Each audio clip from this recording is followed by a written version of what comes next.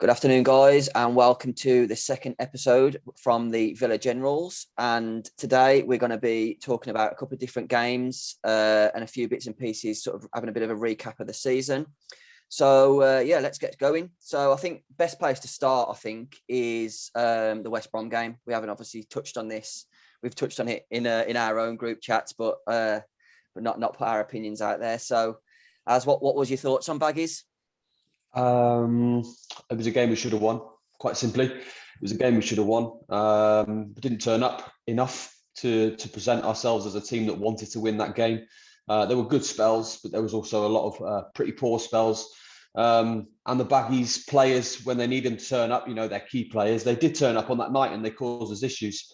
For me, it was I felt very frustrated after the game, if I'm honest. I didn't tweet a lot. I didn't really have a lot to say about it. I just felt very frustrated. I was very disappointed with the team selection in the first instance. It was one of those, Drew, that I just thought, you know what, tonight's done with. Now it's over. It wasn't how I thought it was going to be for us. Let's move on. So I didn't really have a lot to say about it, if I'm honest. It was. I guess I came away from that game thinking Everton now is where we need to go and get a result, and luckily we did. So I'm sure we'll touch on that in a minute. But I was disappointed, mate. I was disappointed. I mean, you say it's another game that we should have won, and how many times have we said this season it's another one that's got away from us? And I just think, you look back at this season, and we're probably going to fall short from Europe from at how it looks at the moment, certainly by 6 points. You straight away, you're starting to look at the Brighton, the West Ham away, the Burnley away, the Burnley at home. And you start, straight away, you start to think, we've missed a big chance, I think, this season, if the season does continue to go the way it is. About yourself, Tay, what's your thoughts on the Baggies game?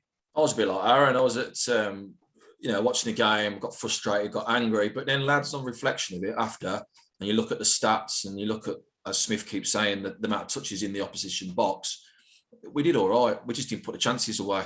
And I think that's going to be a story of the season again. We've not been putting chances away. But as we all know, this will be put right in the summer, and he gets another chance to go again, as you say. But I was angry at the time. But and after the game, we didn't play too bad. In fact, we played pretty good in the end, to be fair. Yeah, I mean, I think Smith come out and said since we've come up, that's the most we've ever touched the ball in an opposition box. And, I think comments like that, I personally think it's a bit of a look at owners. This is where we need to strengthen, because everywhere else seems to be kind of coming together a little bit now. And maybe we are. I mean, again, sort of jumping a step forward, and you see the goal that Ghazi scored against Everton.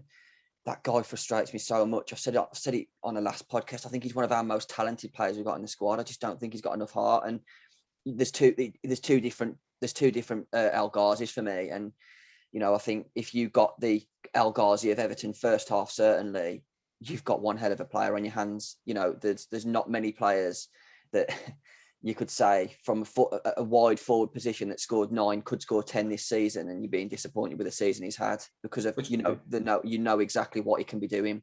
But you know what, that's that, mate. Yeah, I'm like that with our guys. I've always said it's a Marmite. But how many wingers do you know who are actually consistent? There's not many wingers in the Premiership who are actually consistent. And you look back again at his stats, he don't lie, does he? How many goals he scored? We've got to be spending 30-40 million pound on the winger to be consistent. For how much we've paid for him, from what he's done, he's all right now. He's all right. I mean, the way I look at it, I think there's two types of wingers. You've got one that's in the team to be a creator. So you've got someone like a McNeil, who doesn't necessarily score a lot, but a lot of Burnley's goals come from his crosses. Or you've got two wide players that Smith likes to play with that play on the opposite sides. So you've got someone who's going to cut in from both sides who can get shots off. And, with that being said, I just think that if you take in any of those attacking positions out, if you take that player out of that position, the person that comes in is just not good enough. And I know you need to be going in deeper into competitions and maybe have a Europa to sort of attract two very, very good players in each position. But I think that's been one of the main things that's killed us this year, is our depth. What's your thoughts, Az? Yeah, my thoughts are with wingers, and I think it comes down to consistency for me. El Ghazi playing like that every week in, week out, is a £20 million winger. you know, but unfortunately he only turns up for one game in 20, you know, and luckily for us, he did against Everton. He was fantastic, probably the best player on the pitch, to be fair. You know, he did a lot of good work. His goal was class. You know, it wasn't just a good goal, that's class. It takes a lot of class to produce a goal like that.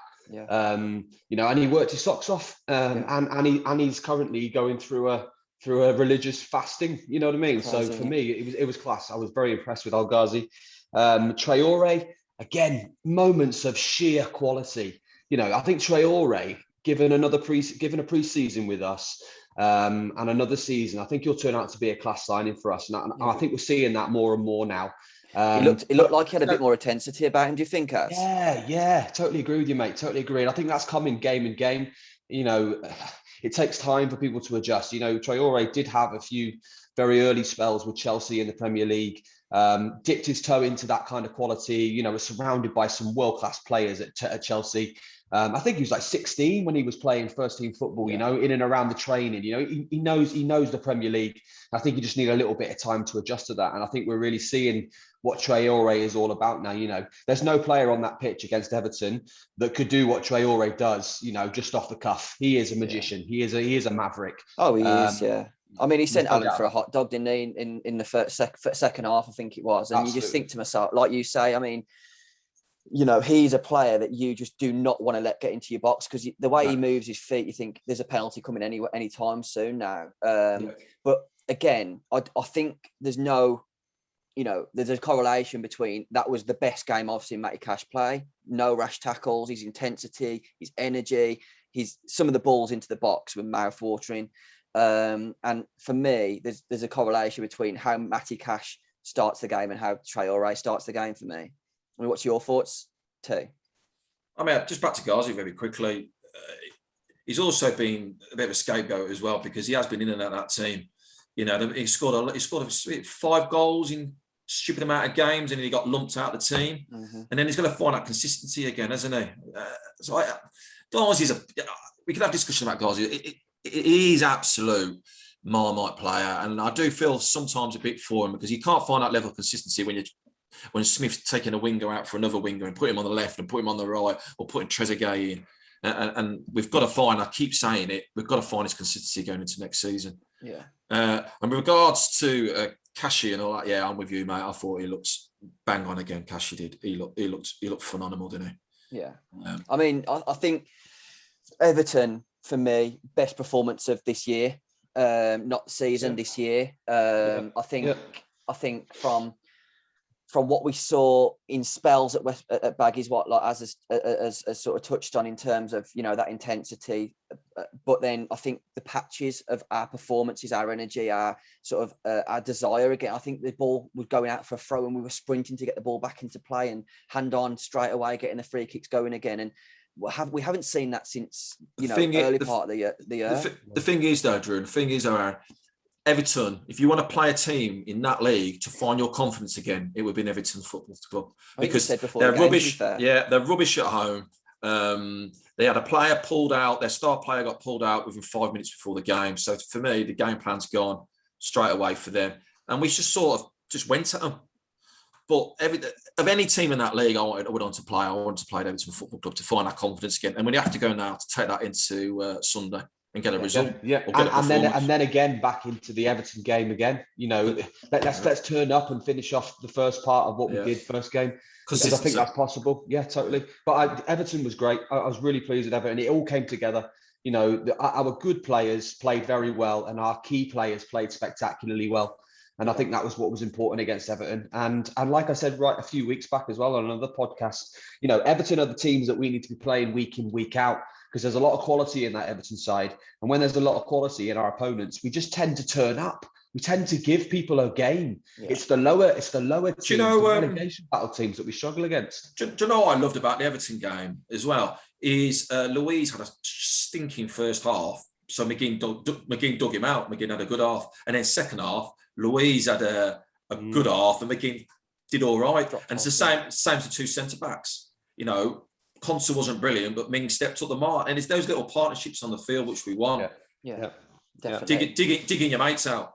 Definitely, and I think, you know, I think in fairness, if there's a player that deserves to have maybe a half off his Conte this year, I think there's not been many games that you've looked back and think, yeah, Conte was poor today. I think it was poor against Albion, mate. Yeah, as I say, I think the last 2 games, I think he's been poor, but equally, I think Mings has stepped up a little bit, and you know, I think, you know, it's harsh to blame the second Baggies goal on Conte, but you know, you can't be bringing the ball down over your shoulder from 60 feet in the air. Do you know what I mean? But again, you know, I think last season, I think Villa looked the most naive team in the league. I think this season we're looking a lot more mature, and I think again another season of those boys being together, another season in the Premier League. Those players that were signed are going to go onto another level, and then it's only going to get better with the people that we're going to bring in. And I think, you know what, I think we were talking this way at the start of the season. It's an exciting time to be a Villa fan. I really do believe that. But also a big season for Smith. I would agree. I mean, and the thing with what I like about Smith is he's not giving himself anywhere to hide at the minute. He's actually saying Europa, or, you know, European football is what we are aiming for next season. And I think, you know what, Smith, fair play. You know what, if you're going to go out on your word and just say, well, you know, that's my aim and I didn't quite reach it, but that was what I wanted to do. And, you know, I think, you know, it's obviously very, very speculating. You know, we're interested in about 50 players if you want to listen to the media at the minute, but I think what our recruitment team are doing and sort of the background, it sounds like we've got a fantastic plan in place for the summer. Yeah, we have. And I think what's really important as well is, I think all fans need to get on board this, is from now until the end of the season, it just needs to be positive vibes. Regardless of the results, we just need to be positive, because we've got a hell of a lot to look forward to as of pre-season onwards. I expect players to arrive pretty quickly into the window. I don't think there'll be much dilly-dallying around until last days, maybe 1 or 2 that come out of the woodwork, and we've got to look forward to that, because next year will be exciting. And like Si says, for me, it is make or break. I think Smith knows that. The expectations are high for next season. It's going to be a big summer, some big players coming in. You know, positive. There's no need to be negative as of now until whenever, you know, it doesn't quite work out again. Yeah, go on, sorry, T. Yeah, just quickly up on that, mate. I think fans need to get into the thing as well. But if you think you'd be spending 40-50 million pounds on players, some of the stuff I read on the timeline this morning is cuckoo land. We're going to get proven quality value players, and that'll be the remit. Yeah, and the business will be definitely done early. I agree. I mean, the thing that frustrates me about Smith, sorry to go back a step, is that, you know, some of the managers that you've seen him go toe-to-toe with this year, or teams that he's gone toe-to-toe with and win or draw or get a real good result out of. And then some managers you just can't seem to get the better of, like a Sean Dyche sort of team that want to dig in and make it awkward. He just can't seem to get a plan in place. Sheffield United, we just couldn't get a plan in place to break him down. But then you go and play Jurgen Klopp and should have beat him away. I don't care what anyone tells me. That was a big miss, that when we lost 2-1. We should have won that game. Absolutely made him look silly at our place. Then you know, obviously we got a result at Chelsea, Arsenal, both home and away. So he's got it in his remit to get those plans in place. I just don't know. I don't know whether it's complacency on his side or whether he just goes, that's our plan, and then the more awkward teams just seem to be able to stop that. I don't know. What's your thoughts? Well, again, our cup final is again tomorrow, Sunday. We got a crap record against United. Let's just go at them. We've got nothing to lose. Just go at them. And do you know what? Even throw a surprise in the midfield and chuck him. Yeah. Let's just go at them, please. I'm sick of us all being unlucky against United and sitting back. I'd rather just go for it, like we did against Everton. Carry on the same performance. Yeah. I think to be honest with you, I think the result last night against Leicester and Newcastle has done us a bit of a favour, because I think it takes the pressure off Man U. They've got 2 games in hand over Leicester now, and that looks sewn up that they're going to get second. They've probably got, whether he says they haven't or not, but they've got games in their mind. So, you know, they've got 2 days after us, they've got Leicester. 2 days after that, they've got Liverpool, which Liverpool's a big game for Man U, regardless of the situation. Then they've got the final at the end of the year. So I actually think it'll do us a favour that they've now got a bit of a comfort blanket, and as well as they need to get some players rested from Europa League in the week as well. So 2-1 Villa. 2-1 Villa. What do you reckon? Yeah, I think we'll nick it. I do think we'll nick it. However that is, maybe it's a 1-0 jobby. I think we'll nick it, and I'd love to see us beaten. There's no other team in the league, par Leeds, I hate more than United. I hate United. I hate United more than Blues. See, Honestly, I've said this before. I have. I'm Blues are my number one. I just can't stand them. And then it goes Leeds, Man U for me. Yeah, Coventry serious somewhere around about that. Obviously, being the early 90s and all that. But yeah, I hate Cov as well. So how did you celebrate sending Coventry City down, Day? Can't remember, mate. It was the anniversary a couple of weeks ago as well. I hate Coventry City. Always raise a glass to that. All you young fans who are watching this podcast do not realise, right, if we get them in an FA Cup or League Cup game, you'll see the hate towards us will be 10 times worse than anything you've ever seen. Yeah. Honestly, mate. It'll be like in Istanbul derby. It'll be awful.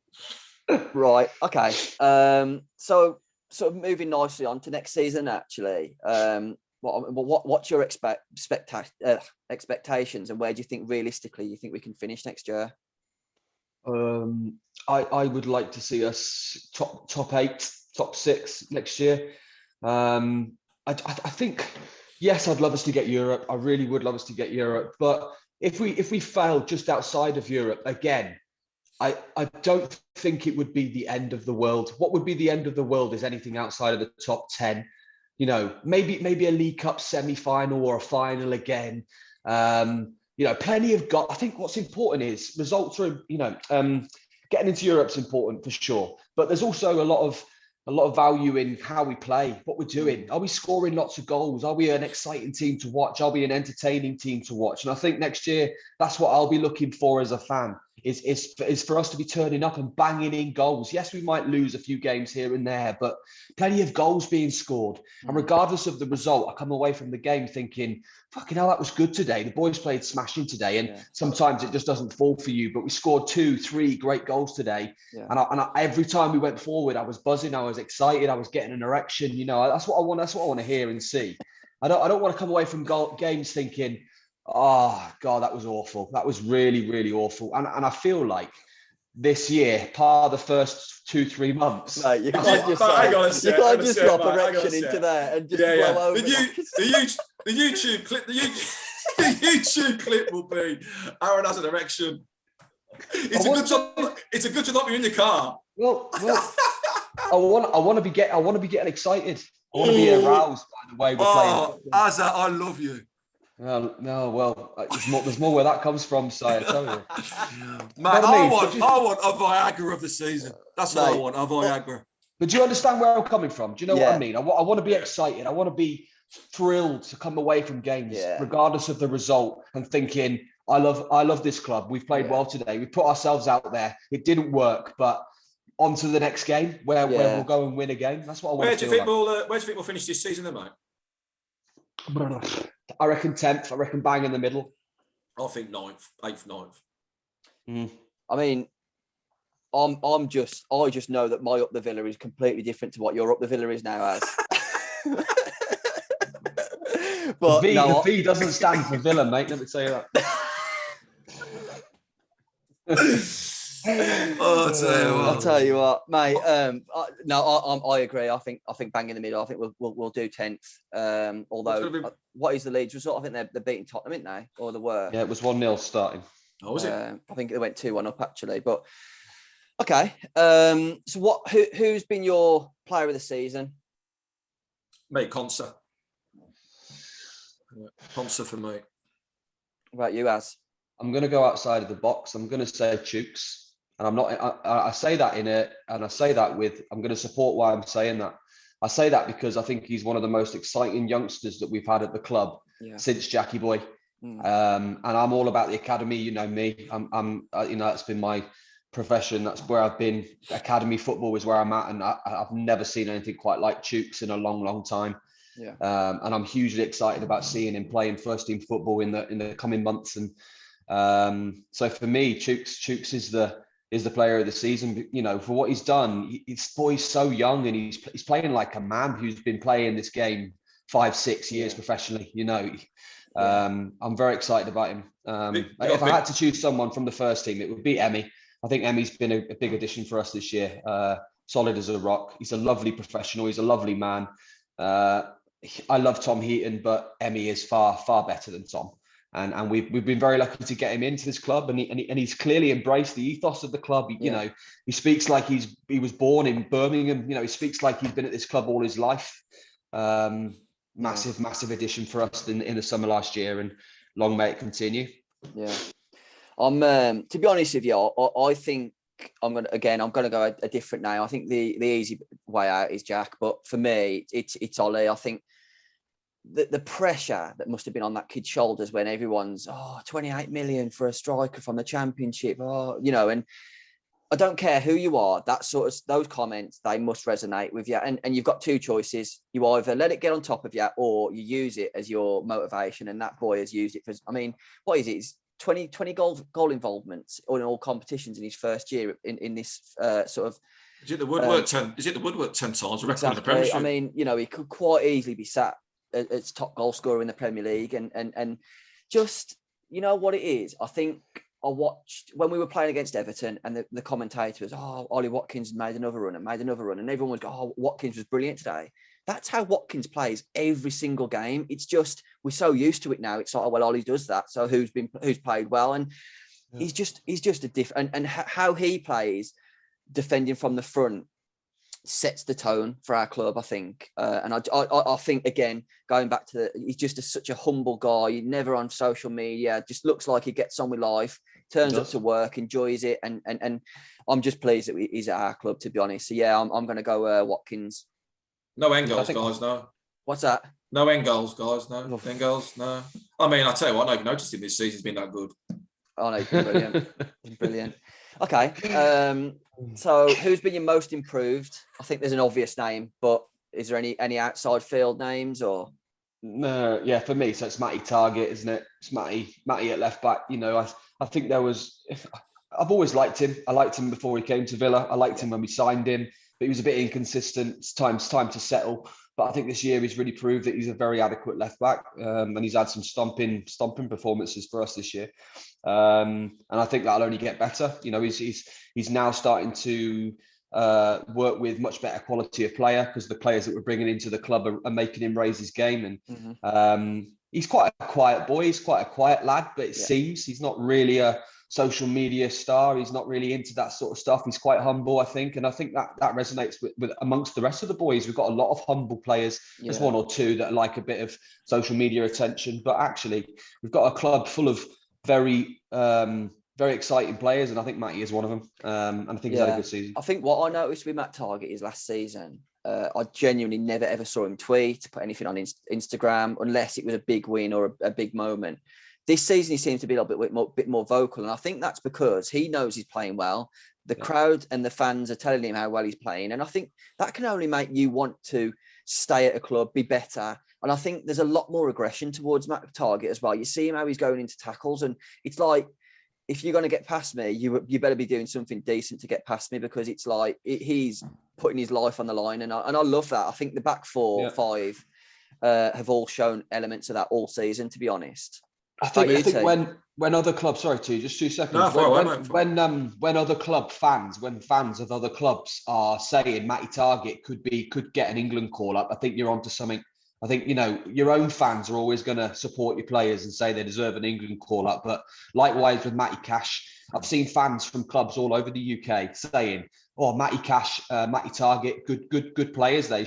Will they get in the England squad? Could they be in the England squad? I reckon they could. When you're seeing that, they've had a good season. Yeah, definitely. Totally agree. I echo what you both said. I mean, it sums up Targett against Everton, really. Last season, he would have gone rolling down on the floor. He'd have been straight off. He went rolling down on the floor against Everton, and he just got up and he just carried on. And I think he's bulked up a bit. He's mentally better. And again, Drew, it's like what you said, mate. Players are getting better each season. Do you imagine what we're going to be like next season with a cream on top of that as well? It's all down to you, Smith. It's all down to you, Smith. So it's let's just see. But I expect big things from us next season. Yeah, I'm excited. I've got to be honest. Okay, so we spoke about individuals. What's been your team performance of the year? Well, he's got to be for team Arsenal away performance of the year. It's got to be Liverpool at home, isn't it? Yeah. I mean, there's been a few highlights. I've got to be. I think Arsenal away was superb. I mean, I could watch that clip of Jack bopping Bellerin off the ball all day. I thought again, you look back at how good Barkley was at that point. You know, I like the Baggies game. Always nice to get one over on them. But you know what? One that's just sort of come to mind is this Everton game. I think the way that we've been playing to then turn it in and put a performance in again, like you said, as not just a win because we won against Leeds and I wasn't satisfied, but to win against Everton and the way that we won against them. I think that's got to be a highlight for me as well. But absolutely stand out. Can I just say the three of us on the episode one all slated Ross Barkley. He was absolutely immense against him. I want it again Sunday. Yeah. He was tracking back. He was tackling. He was doing everything a complete number 10 should do. And he was absolutely outstanding. We knew that. We've always known that about Barkley. Yeah. And that's what we're frustrated about. At Baggies, though, weren't there? He was showing glimpses of it at Baggies as well. But I think he almost needed that as his stepping stone performance. He's gone and took it into Everton now. I mean, I'd have just loved him to have got a goal, just to have really topped it off and just gone, you know what, I am here and I do. He was on the stats for most miles covered. He was on the stats for most touches. It was complete, but he's got again his consistency again in Aaron. He's got to carry that on against Sunday. Yeah, but for me, Barkley's, it wasn't just Barkley's physical performance; it was his psychology. The way he approached that game, he looked like he wanted to play for this club. Yeah. He looked like he wanted to be the star man. He recognised before that Everton game whether there was an emotional attachment to the fact it was Everton and that was his boyhood club. I don't know what it was, but he went out there wanting to make a statement, and he did. Do you think it's again? No, I don't want to get on Smith's back again. He wasn't showing enough consistency. He was in and out of the team. Again, like Ghazi was in and out of the team, and now he's stuck with him for a couple of games, and he's getting results. Yeah, I agree. I do agree there's an element of that, and I think that's why perhaps also just flicking over to Ghazi and Trezeguet, why we haven't seen either of them find that consistency, because if Ghazi's not playing, Trez is on the bench. If Trez is on the bench, Ghazi's playing, and they are the two that just swap for each other all the time, So, I agree with you. But let's hope Barkley turns up like that again tomorrow. If he does, Man United are in for a treat. Well, I think it was the question that got pushed around social media, the Barkley that we've seen in the last two games. Would you sign that Barkley? And of course you would. I mean, he scored some important goals for us this season, and he's quite clearly a real big friend of Jack, which is also going to be a big pull for him to stay at the club. And those sort of names that you want to be at the club. And you know what? I don't think anyone has got an agenda against anyone at this club. If you are putting in 100%, but it's not quite working, that's fine. But I think that's all we ask for. That's what I couldn't get my head around with Barkley, is that he just wasn't trying for me. And the last two games, I have seen a massive difference in his attitude, his performance. He's got 5 big games to get himself a contract for me. I want it to work for him, because if that's the Barkley we're getting, great, fantastic. I don't know where we're at with that. I don't know whether I feel like part of me feels like we've gone past the point now where there's a chance for him, and I think I don't know. I don't know how I feel about it. Yeah, I mean, like you say, I think the thing that won't ever go away is the fact that we saw that side of Barkley, that not caring, that throwing his arms up in the air, jogging past players when he should be pressing them. Your captain on the field having a go at him, guys, we've got to have 5 games yet. Yeah.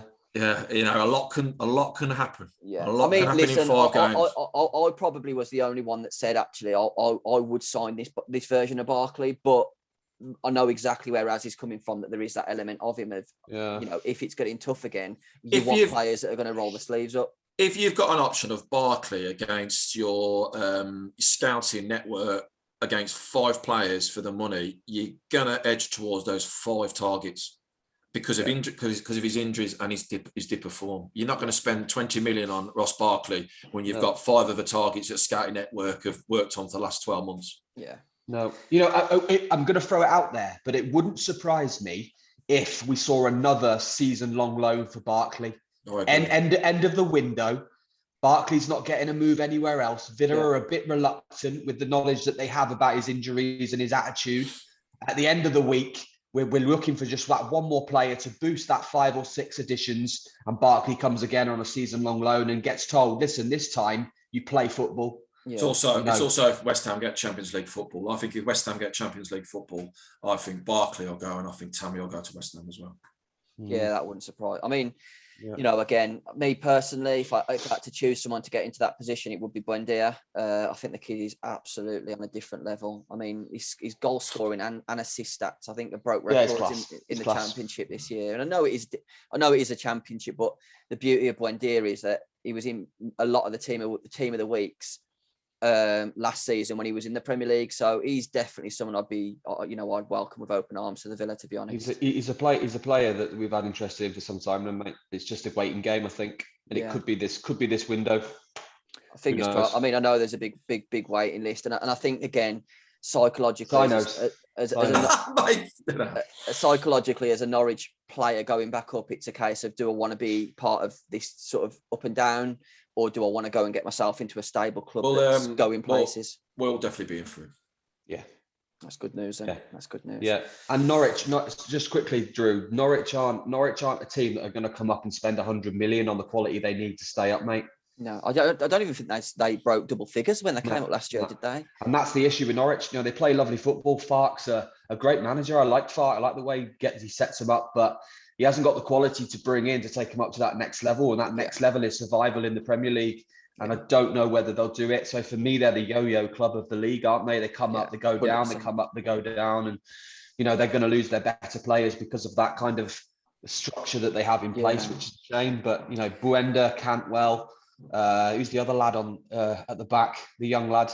Aarons. Yeah, Aarons, yeah. Their players are going to go. They're going to go, mate.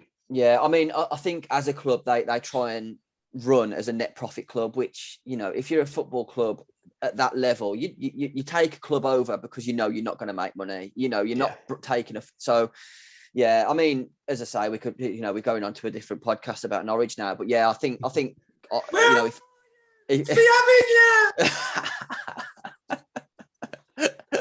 But yeah, I mean, there's certainly a few lads in that Norwich setup that I would like to have a look at, to be honest. So, all right then. Well, obviously the announcement of hopefully, fingers crossed, return to Villa Park. Now, I'm going to upset Tia because I have entered the ballot because I just can't wait. I just can't wait to be back at the park at Villa Park. But right, let's get this started then. Did you have a season ticket? I did. You did have a season ticket? Yeah. Fine. I'm going to upset a few here. I think they've balloted it wrong. I think they've done the whole thing wrong. And the reason being is I must know 10 to 15 lads have got season tickets, home and away, who've not had an email from the Villa.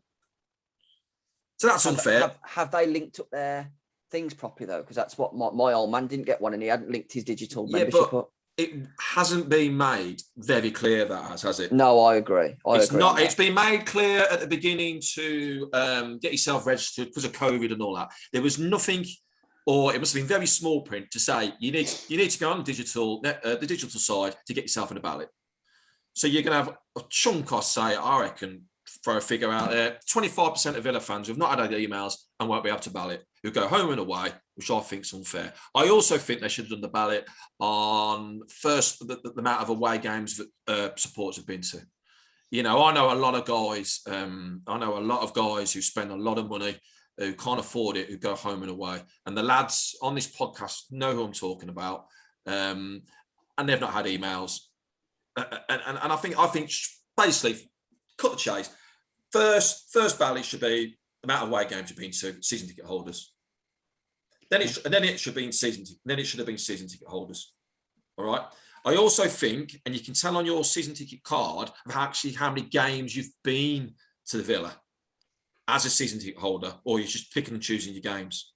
Does that make sense? Yeah. I know what you're saying. And I think, again, I think what's not helped as well is, like the Villa's cause, is that I think Burnley came out this week and said that there's 6,000 or whatever it might be, and they're giving them away for free because of they just want fans back in the. And I think that, again, I think that's something that most football clubs could afford to foot. Really, Reward your loyal fans. We're all loyal, but there's certain loyal fans. Reward them. Reward your NHS staff or key workers. Reward all those first, and then work your way down. Then work your way down the list. Or don't even put 10,000 fans in a stadium and wait till it's full capacity, and it's fair for everyone. Then, isn't it?